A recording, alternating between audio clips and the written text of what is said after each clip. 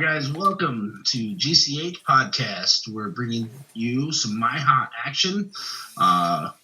We've got the 2022-2023 season coming up.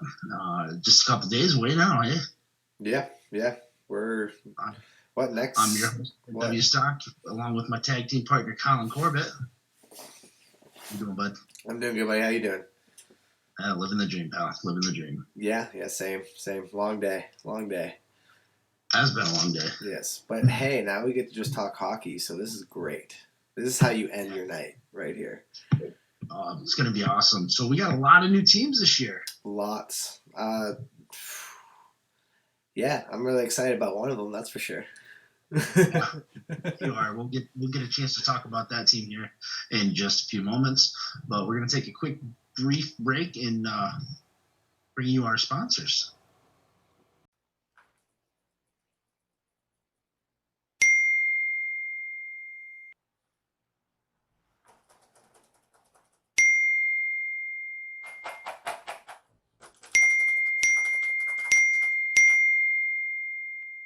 Frustrated and wasting time doing your own taxes? Getting confused by complex forms? Waste your time no longer. It's time for you to check out Bonus Accounting. Kenny and the team will help you with taxes, bookkeeping, and payroll services. Now that's an accounting hat trick. Leave it to the industry experts and check them out today. Use promo code Grove City Hockey for a sweet discount and also to receive exclusive GCH merch. Bonus Accounting, the firm of the future. And welcome back. We are going to bring to you our T2 teams for this season, the 2022-2023 season. So we've got the Anarchy. We've got Buffalo Roller Club. Detroit D-Rev is going to be back. The A team. I'm kind of curious about how that team is going to be. We got Indian Line, Infamous, the Kings, the Knights, Mission Stars, and the Windy City Syndicate. Yeah, it's a mouthful. Right. It's a tongue twister.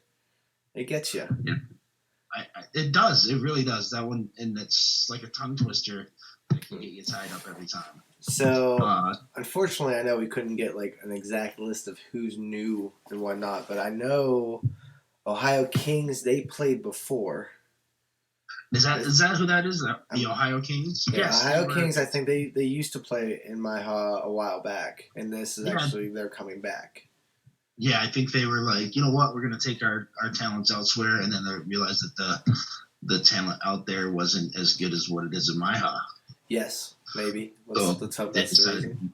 So I'm actually looking forward to seeing them play too. Yeah, I heard, from my understanding, because Sean Nakachi, our voice of GCH, he's got a pretty good finger on the pulse for a lot of this stuff. And he was telling me that from what he heard, they're a pretty good team. They're a really good team. Cool. And then what? That'd be a team. I think it's supposed to. I think it's supposed to be a team. Yeah, like Canadian, like a team. There ought to be a bunch of Canucks up there. Is it no idea where they're from? No idea. I think they're out of Detroit though. Yeah, Detroit. So another Detroit team makes sense. Yeah, makes sense. And then so then T3's got a lot of teams coming. So you're looking at Active Stick, the Chicago Hitmen. That's a new team. I'm actually curious to see what their jerseys are going to look like. Then you got the Chicago Rampage, the Columbus Heat, the Desperados, Detroit Fuel, D-Rab again, the Fusion White, Grand Rapids Growlers, Healthy Scratch, which is East Lansing, if I'm not mistaken. Indian Line, Lockport Armada, the Magic, the Mary Pats, Pittsburgh Shockwave, the Saints, from Mid-Michigan, the Lansing Street Sharks, the Syndicate, from Chicago, the Windy City. Hey, Syndicate. You did it that time. You got it. Right? You got it. I can say it now and then. Then you got Top Shelf in the Chicago Tropics, but I think the team you want to introduce is the team out of Grove City, right? Grove City Thunderbirds. Let's go. Hometown represent. I love it. I'm so excited. All right, and then for our T4 teams this season, it's going to be the Buffalo Herd, the Bulldogs, the Chicago Animaniacs, the Columbus Heat, Detroit Fuel, Detroit Knights, Detroit Revolution, Buffalo Fusion, Grand Rapids Crusaders, the Double IP Damage. That's, I believe, is a team out of Fort Wayne, Indiana. Indian Line again, Knights, Lansing Street Sharks, Leaf Ray, Lockport, Mary Pats, Motown Knights, the Cincinnati Rollerdactyls, last year's champions. Yep. The Mid-Michigan Saints. Also last year's champions. Like you got the Shamrocks, the Southwest Ohio Outlaws, the Syndicate. Have two teams. They have just their regular Syndicate and then the Syndicate Black, along with the Windy City Pigeons, and Grove City is sticking another one in that T4 division. Yeah, I like that. I like that there's because I like that teams put themselves in multiple like tiers and stuff. I think that's great. Yeah, so if you're just catching that, we have just announced the new team or the teams that are participating this year. There's 3 tiers: tier 2, tier 3, tier 4. Multiple teams from multiple organizations, as you heard, are coming back or starting to branch out into, or getting bigger. They're expanding here. Grove City is an example. Street Sharks is another one that putting in 2 teams. Columbus Heat as well. I'm interested about that one. I'm interested to see if Nasher's going to be playing for both teams.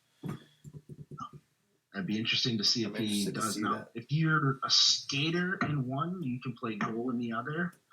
I think the way it works, because I know it's been a thing in the when Thunderbirds were starting to form, when Sean was putting the team together and everything. I know for some players, you just have to ask the league for, hey, can this player play? Like if you played in T2, you got to kind of be like, hey, is it okay if he drops down and play for T3, T4, And plus you got the goal cap system too. So I mean, we've seen it firsthand. Like if your best player goes and gets all the points, like right out of the gate, well then he's done. He can't score anymore. But he can be an assist man. So yes, he can be an assist man. I think they're allowed, because I actually adopted for our league at home, our little beer league. You're right. You can say that. Rec league, yeah. You can say we adopted. I adopted the goal cap rule, because that way you don't have people coming down playing with some people that just want to play hockey, but maybe aren't as good. That's how it is, and they can't just come and dummy it. They can't dummy that division. Right. So that's like, so I think what we're trying to say is like, so if you are in T2, there's really no goal cap in that. I don't believe so. I haven't seen too many T2 games, to be honest. Right. So, but if you drop down, so like if you're a skater and you drop down to play T3. But you can score, I think, 4 goals, something like that. Maybe it's only 3. It's even 3. I think it's only 3. I'm pretty sure it's only 3. I'd do 4, but I'm pretty sure it's only 3. So once you hit that's 4 goals for your whole game. That's it. That's all you can do. You can't score anymore. If the goal now in overtime, I don't think that rule applies. I don't think it goes anywhere. I would have to look into that. I don't think it goes anywhere. I think once you get your 4 or 3, you're done. Well, we'll have to have Carl on, and maybe he can explain that. Yes. I actually, that'd be a good idea. But yeah, no. October 1st, October 2nd is the first one, right? Yeah. I'm excited. I know you're not going to be there because you got some birthday shenanigans with your kid. Yes, it's my kid's birthday, so I will not be there for that. I'm gonna try to make it as much as I can. I'll probably miss a lot of the first half of the broadcasts and stuff. How old is she? She's gonna be 12. Wow. Yeah. Look at you. Yeah, I don't got a baby anymore. I was actually just with her today, and she's all legs. she's all legs. And yeah, I ain't tall, so I don't know where she gets it from. But yes, I will be there for the first one, which bums me out. It's always a good time, man. It's always so much fun. But hey, you gotta do what you gotta do. Family comes first, you know. But now I'm just excited to see these teams come back, see what's different about them, and man, I'm just ready for Miha Action, man. I really am.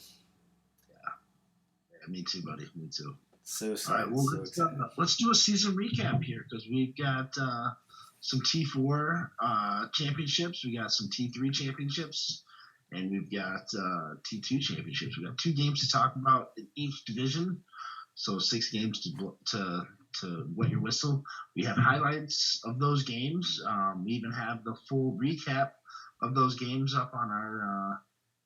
Is it on our YouTube channel? Yep, Is YouTube. it on our website now? Yep, I and subscribe to Gross City Hockey YouTube page. You can see all that stuff. All right, so we're going to talk about the T4B championships, right?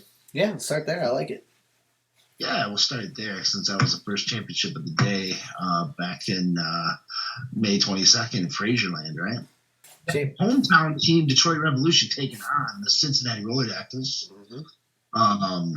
Do you know if they had any head-to-head competitions this weekend or that year for that season? Oh, I'm sure. I'm sure. You can look this up real quick. That's for sure. Actually, let me see. You can do that. They did 2, and both times the D-Rab took the championship or took the games 4-5 and 4-3. So both games were 1-goal games, and this one was no different as it went into extra extra time. This was really it was a 6-5 final. Yeah, 6-5 final. Yeah, it was a good game because when you guys were as you guys were broadcasting the T3 championships, because unfortunately, you know, both have to go on at the same time, and fortunately, we don't have the cameras to do all of them yet. But anyways, but it was a really good game. It was a high energy game. Both teams were slugging it out.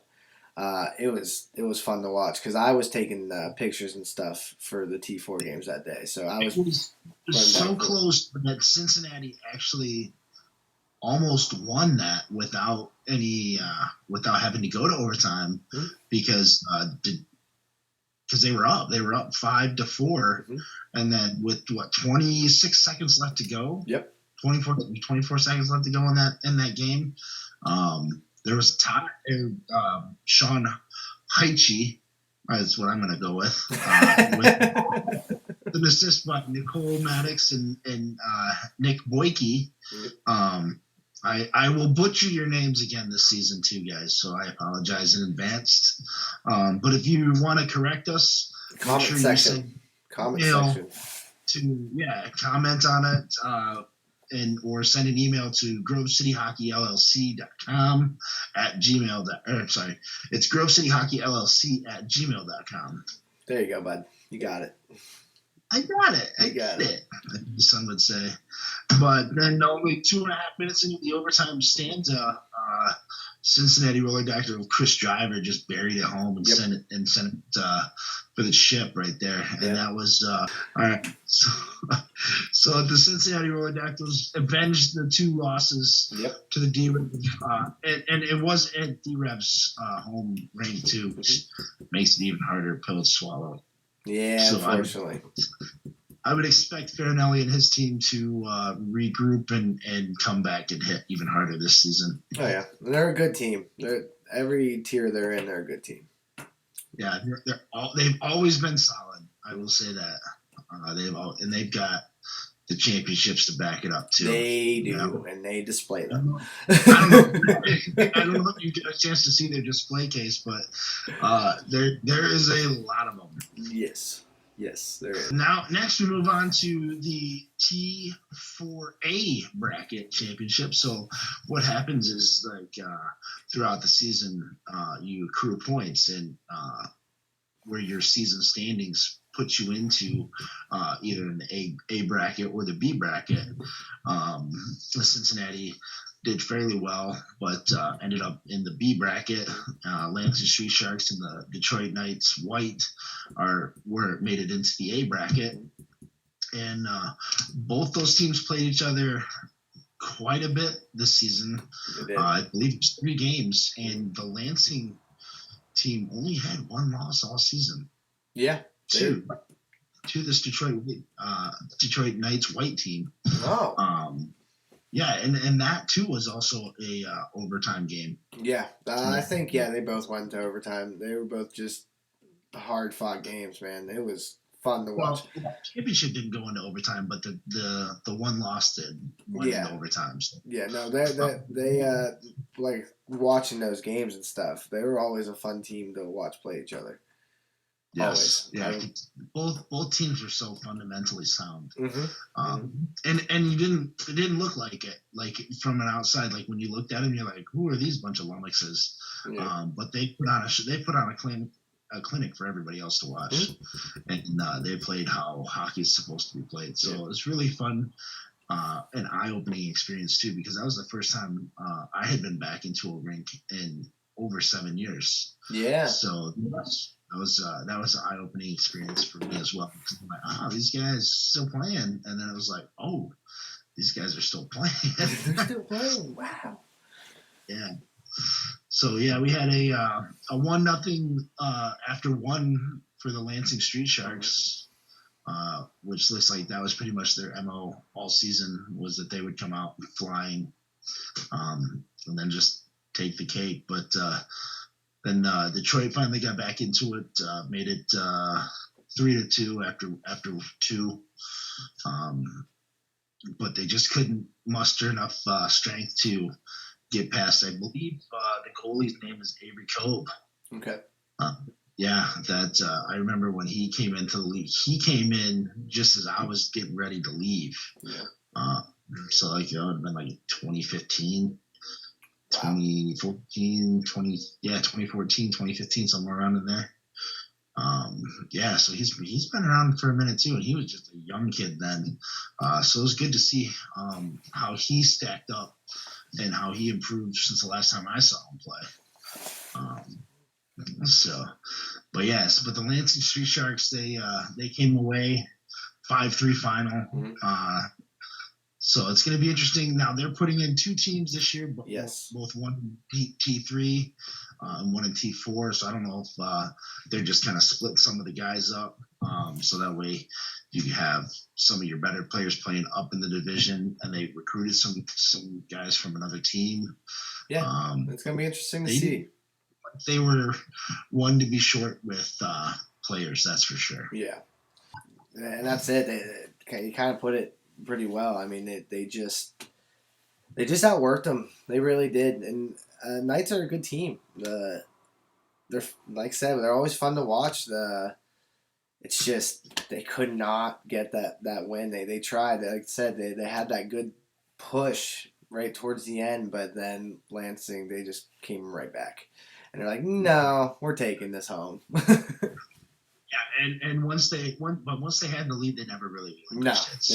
They never let off the gas, and you could see it kind of frustrate the Knights a little bit, and just couldn't get it done. It was a great game.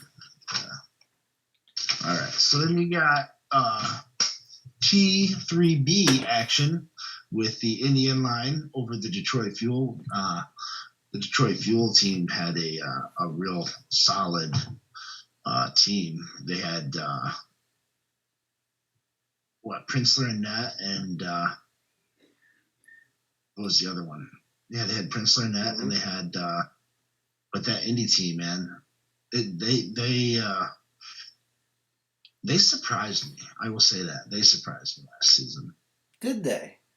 See, I kind of since I've been I've only been doing this for probably a little over a year and a half now, going into my second year. I remember watching Indy and them being a pretty good team. That was because my first tournament, I can't remember. I'm pretty sure they won the first tournament I ever went to for T3. And that probably would surprise me. But just they look like they're a bunch of hard nosed workers. I mean, like they are solid blue collar. They're gonna just skate, back check, forecheck. I mean, they were just doing whatever they can to get the puck in the net, and they did. Oh yeah. So Oh yeah. I remember they took I mean, I'm sure they're gonna run it down for us, but they took the lead in the second, right? Or did they always have the lead? Run it down for us. Run it down for us, buddy.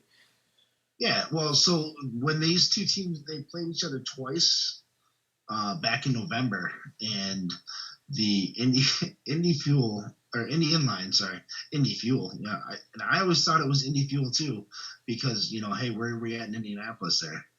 Oh, clever. Yeah.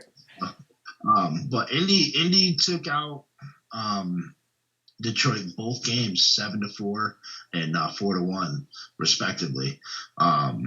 So with this game, it was definitely going to be much tighter, much closer, but it was a 6-4 final. Mm-hmm. Indy went up 2-1 after one. Then it was 4-2 after two, and then it was 6-4 at the end of three. Your big player there was Matt Stossenfeld for Detroit, and then but Indy Inline is Davor-Zaneski. He's the one that he kept their team in it because he had 2 goals and an assist. So yeah, he's definitely a big player on here. And a goalie assist on one of those. Devin Goodman, love his pads. He did get that. He got that one on the 5th goal. Mm-hmm. I love his pads. First time I saw him, and I saw those old school classic tan leather pads. I've always wanted goalie pads like that. I ended up going with more of a all blacked out, but it's what I could afford at the time. So, but no. I remember my first set of pads were literally the old school brown pads. Yeah, there you go. Actually, my first set of pads is right there. Louisville's right there, buddy.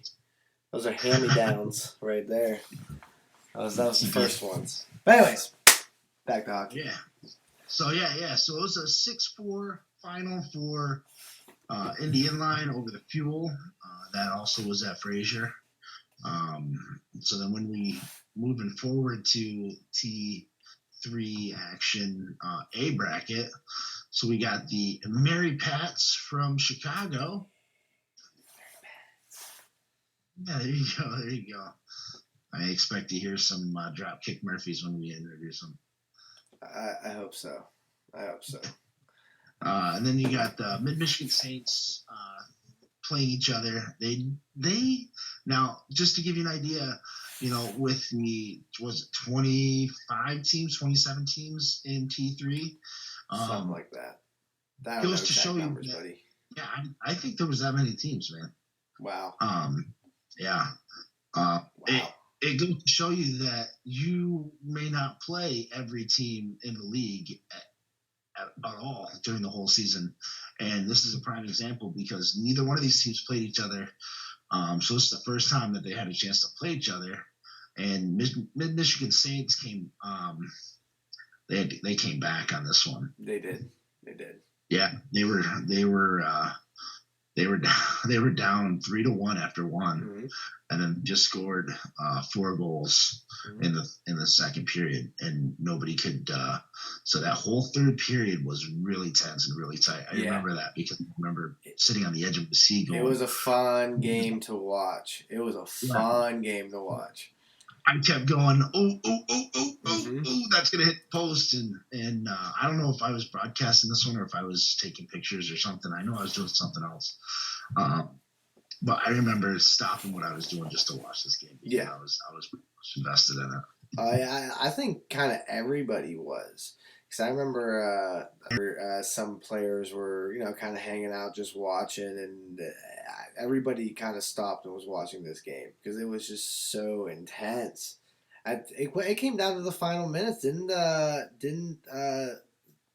might be wrong, but I'm pretty sure someone got a penalty. I think the Saints got a penalty towards the end, and the Saints goaltender stood on his head.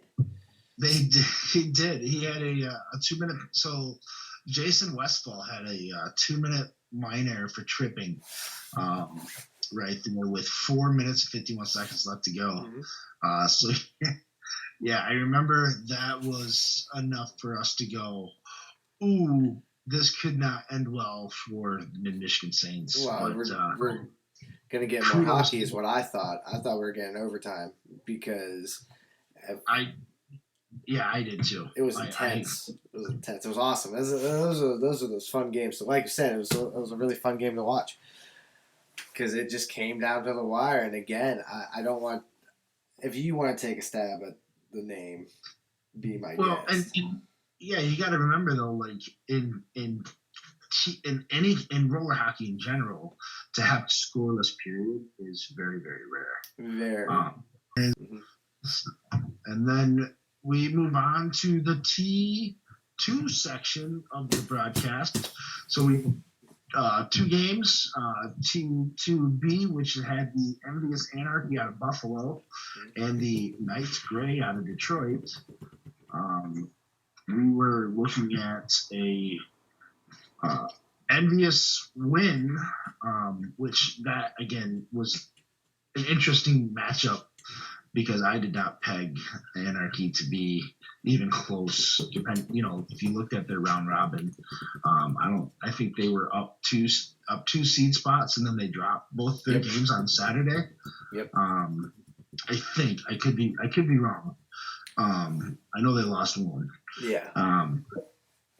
But yeah, so I mean they lost a couple of seeds, which I think brought the Knights up to a different portion of the brackets, which allowed them to make it to the finals. But man, that was a heck of a game. But I think the Knights Gray just ran out of gas based on their semifinal game with, I can't remember who they played. But man, they just looked gassed at the end of the first period. I can tell you that much. Maybe I had a break. I don't know. I do remember watching Anarchy play though, and I do remember they had some really nice passing going on between them. You could tell they were a team that did click very well together. Because I do remember them having a bad round robin, and I mean, hey, we've talked about it already. You can have a bad first day. The second day matters the most, though. And this is a prime example right here. I mean, at least if my memory serves me correct, and I didn't go into too much detail when I did my research, which I will do better from here on out as we keep going through. But yeah, if memory serves me correctly, like it was, like I was like, wow, these guys made it to the finals. Wow, it's awesome. Because I'm super happy for Jake because I like Jake. Jake and I played together. I think back in 2013 for a little bit, or even maybe in 2012. No, yeah, it might have been 2012 too, because I think I don't. It would have been like going from 2012 into 2013. I played one tournament with him as a Buffalo Fusion. Yeah. So, but yeah. But hey, they won it though, man. They did it. And that's the important thing is like like we were saying is like you can have a rough outing on Saturday and then come back and just dominate on Sunday, which is exactly what they did. They said, you know what, we're gonna put the bottle down, we're gonna hang out the party at X amount of time so that way we get our sleep and come in and play and their goaltender and their defense really stepped up and it showed. Yeah, what was that? How was the scoring went for that? That was 6-2. They dominated. Yeah, it wasn't pretty. I will tell you that it was definitely like they were up 1-1 after one, or they were tied 1-1, and then in the second period, Anarchy just put in 2 more goals, and then by the third period, they're just like chipped in 3 more to the Knights Grays only 1. So it didn't take much to finally say, you know what, they put the nail in the coffin right there. That sounds like there's a lot of defensive breakdowns going on there. Yeah, like I said, the both team. I'm pretty sure that Knights Gray team was pretty tired. Yeah. Well, like I said, watching, like I already kind of said it, watching Anarchy play from the get, they were very systematic. They really knew how to work the offensive zone. And I think I heard that they're predominantly an ice team. I think you're right. And they played a lot of zone play. Mm-hmm. So I think that once you don't know how to adapt to that zone style, it's really tough to play against. And I think that's kind of what happened with the Knights Gray. They just didn't see that type of system all year. But then you've got the TA championship where you had the Detroit Smoke and the Windy City Syndicates. That was a great game to watch. I know you watched it because I watched it right next to you. Yep, that was a really good game. We had a lot of fun talking about this game. It was a lot of back and forth, and it was impressive because at first we thought Chicago was going to run away with it. Yeah. After the first period because they were up 3-1. Mm-hmm. Worst lead in hockey. Yeah. Yeah, it was 3-1, and then in the second period, the Smoke said, "You know what? We're gonna make some tweaks and some adjustments." They buckled down on their defense, and they stormed back and put 3 pucks in the net to the Windy City 0. Yeah, just shut them down. Yeah, so once you had, looks like we had Aaron Schwartz for the Smoke. If it wasn't for Aaron Schwartz, that would have been an all Windy City Syndicate game. Yeah. Kudos to Aaron there, man. Well, I remember that game. That game, I believe, got a little chippy. Yes, it did. Yes, it did. Chippy. I remember it too, but and it was crazy because they only had 2 penalties called that whole game, which is surprising because I remember. I think we've talked about it before. I remember someone got face washed. I swear that happened. Twice. Did it happen? I swear it happened. But hey, man, they just kept it clean and played hockey, and it was a good game.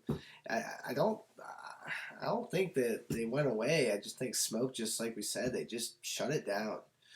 They shut it down. They did. They just Windy City just couldn't capitalize on the mistakes, and Detroit just said, you know what, we're not going to give you too much. So if you're going to beat us, you're going to have to beat us with some real skill here, and just whatever. It just didn't pan out for them. Yeah, hey, but that happens. That happens. You know what? It's a new season, so everybody's got a chance to go at it again, and we're gonna see what happens, man. Excited? You're excited? We got the Miha 2022-2023 season coming at you here this week. I'll be there broadcasting with Sean and Jake and the boys. You will be enjoying some shenanigans, birthday shenanigans with your daughter. Birthday cake. I'm excited. I'm excited for some birthday cake. Me too. Me too. Bring me some. Yeah, let me just hop all the way to Indy. I'll just hop on a plane. Yep, hop on a plane. Tell Jake to cover the plane ticket. But no, man, yeah, we're excited. GCH has been busy prepping for this and getting ready for it. I mean, I just can't wait. I just can't wait. I don't have words. I just can't wait. All right. But anyways, yeah. Please like and subscribe to our YouTube channel, our Facebook, and hit up our sponsors as well. We got quite a few. We just signed a really big partnership with Epic. They are a hockey gear company out of California. Nice. Really, really good dude. Great company, family owned. Actually, kind of want to maybe get Dan on the podcast here at some point. He's got a great story. He's got a great story about all of it. I'm excited to hear from him and what his company is going to be able to do to help grow the sport of inline hockey, especially on this side of the country. Yeah. Just like Grove City's motto is growing the game. We're going to do whatever we can to help facilitate that, and hopefully we see some benefits on all prospects, on all sides here. Absolutely. And actually, we have we actually just dropped today, so it's already out before this gets aired. But we did a really cool. They sent us some sticks of theirs, and Jake Flynn and send you guys some goalie sticks. No goalie sticks. No one got me a goalie stick. No one. They just only do player sticks, huh? No, they got goalie stick. Actually, one I can't remember what goalie in my hall. There's a goalie in my hall that uses the sticks. Actually, he uses Epic sticks. Actually, yeah. But like I said, great company trying to make affordable gear. Really excited to be partnering with them. Like I said, we had a meeting with them. And just hearing the guy's story and everything, he's support Epic hockey. We still got Black Biscuit as a sponsor as well. So got Black Biscuit, Panther Teeth as well. A really cool gadget to help with lace bite. It's never fun. No, I always hated when my skates were biting me. Yes, it's not fun. And then we got our long-term sponsors, Bonus Accounting. Bonus. Yep. It's gonna come before you know it. It's gonna come before you know it. Get your tax done with Bonus Accounting. Bonus Accounting. But yeah, anyways, I think we kind of got it covered now, buddy. But hey, keep an eye out for us. We're gonna be talking about Miha all season long. All season. We're gonna look forward to it, and hopefully. If you guys have any content suggestions, don't hesitate to email grovecityhockeyllc@gmail.com. The guys will get a hold of you ASAP, and then we can make it work. The other thing that we can do is we can actually bring you on the podcast to have a chit chat with me, Ben W. Stock, or Collin Corbett. You forgot my last name, didn't you? You did. I did. But anyways, till next time, everybody. Till next time. Till next time, this will be our first Miha episode for the season. So many more to come. So we'll see you then. Cheers. Have a good one, guys.